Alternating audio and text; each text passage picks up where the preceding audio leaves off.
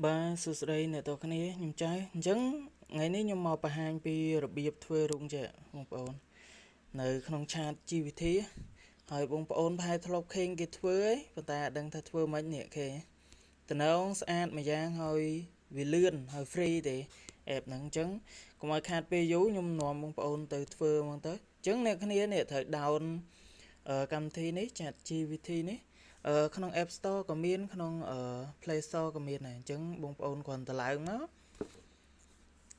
ហើយមកដល់នេះបងប្អូនទៅរើសរូបភាពអញ្ចឹងរើសរូបភាពមកអូខេអញ្ចឹងឧទាហរណ៍ថាខ្ញុំចង់បំលែងឲ្យវាបំលែងរូបណាបំលែងរូបនេះមួយចុះអូខេអញ្ចឹង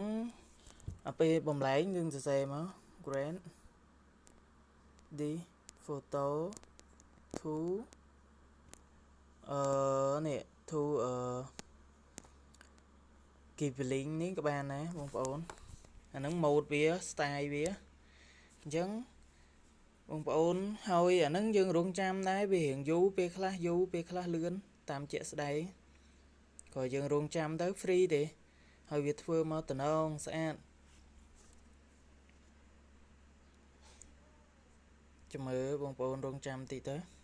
ព្រោះរៀងយូរដែរអាហ្នឹងតាមជាក់ស្ដែងប៉ុន្តែវាស្រួលធ្វើវាលឿនណា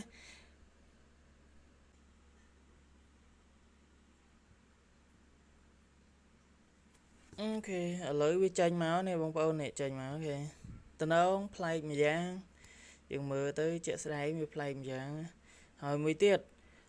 បងប្អូនចង់បាន style ថ្មីបានណាឧទាហរណ៍ថាយើងយករូបនេះចុះ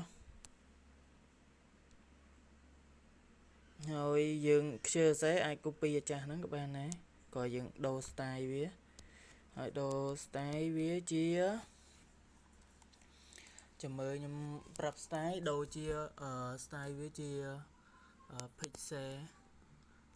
នេះក៏បានដែរ pixel style វាមានច្រើន style ហើយបងប្អូនអាចធ្វើបាន